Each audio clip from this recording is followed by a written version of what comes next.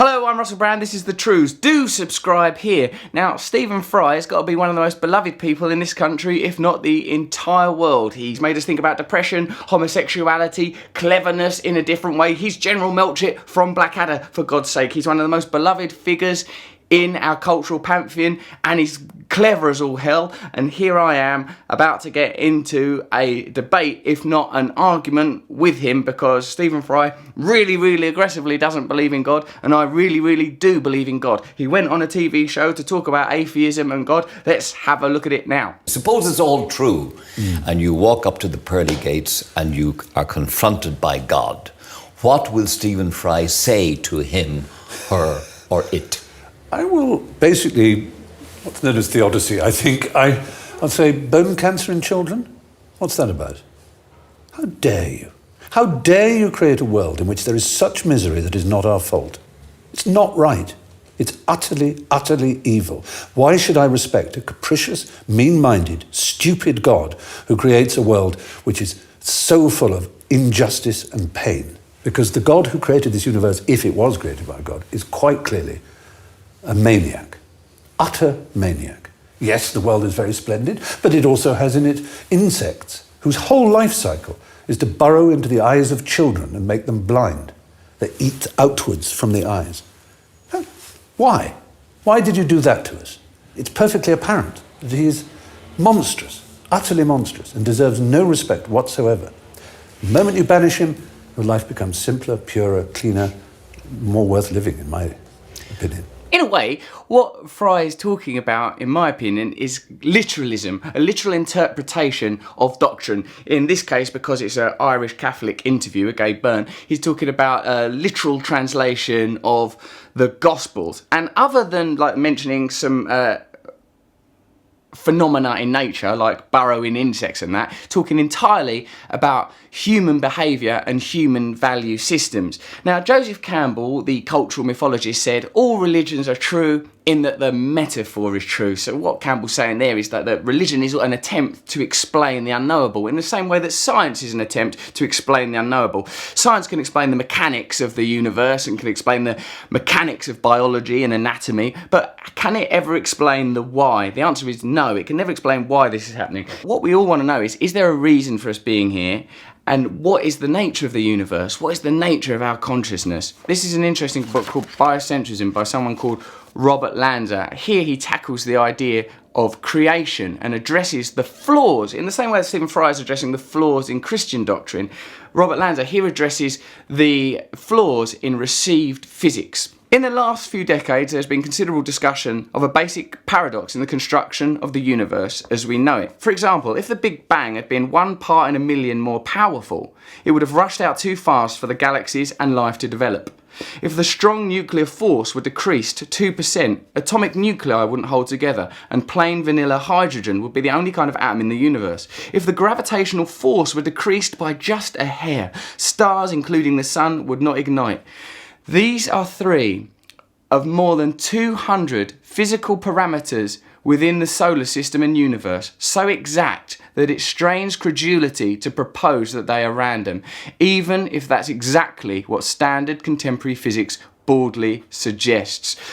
Terence McKenna, a kind of wacky shaman fella, said that the perspective of contemporary science is give us one free miracle and we'll explain the rest. That free miracle being that the universe sprang into being with these exact rules that are required for life and consciousness to exist. I suppose what Christianity and Islam and Judaism and Hinduism and Jainism and Buddhism are trying to do is make sense of our position, our perspective as awake, conscious, sentient beings within the infinite. For me, as a person who believes in God, my understanding of God is this, that my consciousness emanates from a perspective and it passes through endless filters, the filters of the senses, the subjective filters of the senses and of my own biography. This is good, this is bad, this is wrong, I want that, I don't want that. But behind all of that, there is an awakeness, an awareness that sees it all. And it's in you too, and it's in Stephen Fry, and it's in the man that was interviewing him. It's in all of us, an awakeness, an interconnectivity. None of us can ever know if there is a God, but we do know there is an us. None of us can ever know if there's wrong or right, but we do know there is an us. What do you think Jesus was then? I think he was a very good soul. He was an inspiration as a teacher. I do think a lot of the things he says are actually nonsense when you examine them. They seem very beautiful, but a bit like the Dalai Lama, they're actually twee and completely impractical. And in that sense, an insult to the human spirit. Like that him who is without sin cast the first stone.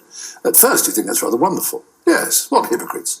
How could you possibly have a justice system? Nobody would ever go to prison. For me, Fry's conclusion that we should abandon God to be free, I believe the opposite, that we should embrace God to be free. Not embrace dogma, not embrace doctrine, but look, because within religion, even the most conventional religions, there's so many beautiful things. In fact, the thing Stephen Fry said there about let he who is without sin cast the first stone comes from a story in which Mary Magdalene, a prostitute, was being condemned, and Christ said, hold on a second, before we all start getting leery about Mary Magdalene, yous lot are all perfect, are ya? And now Fry says, how would that you apply that principle judiciously in contemporary justice? Well, I would say that when you are condemning murderers or paedophiles, to acknowledge within us all is the capacity for evil. That as Solzhenitsyn, the Russian writer, said, the line between good and evil runs not between nations, religions, continents or creeds, but through every human heart. So when you are judging a paedophile, when you are judging the worst kind of criminals imaginable,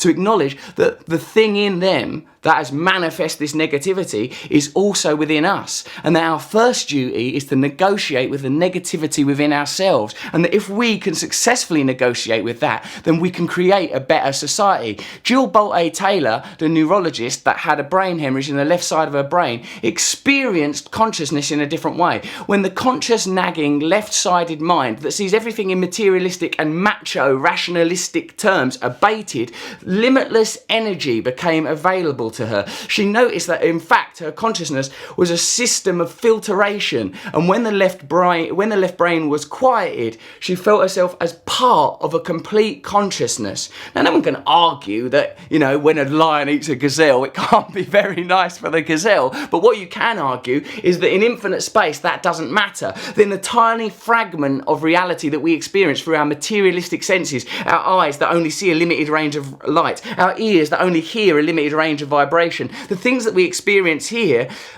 we can't make any absolute conclusions from them. No one knows if there is a God or if there isn't a God. No one knows which interpretation is closest. We know that religion has long been used and continues to be used to justify the objectives of man, whether that's crazy terrorists in Paris or a great big Catholic church that was born of an alliance between an emperor and some radical rebel group. When Constantine converted to Christianity, that's about materialism, that's about intellectual colonialism, and the thing that Fry condemns, I also condemn, because that is materialistic, humanistic dogma. That's not spirituality, that's not mysticism, that's not the acceptance that we are temporary, that our consciousness is connected to all consciousness. It doesn't matter where you come from, whether it's Freudian analysis or Darwinianism or the analysis of the cosmos. From the quantum to the cosmic, there is an unknown force behind things. What's your attitude to people who say, well, I'm not religious, but I'm very spiritual?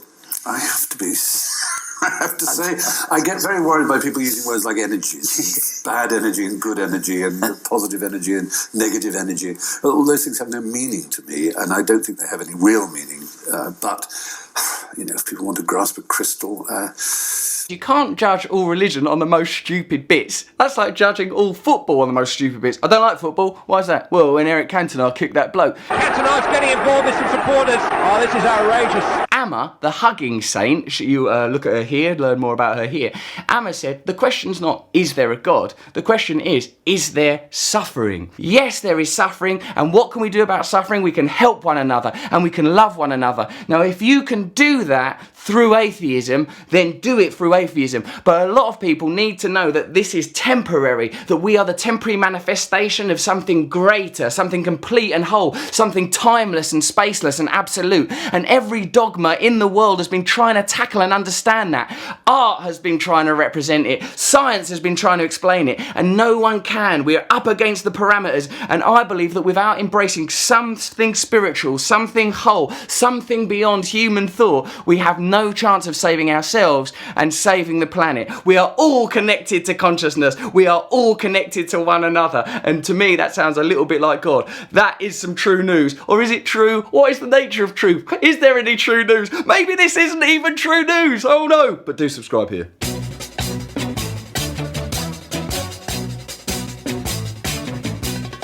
Nose is a tool that is abused to fool you and to leave you scared and confused. Trews is like the nose. If the nose was true, I want some trews. Let's have some trews.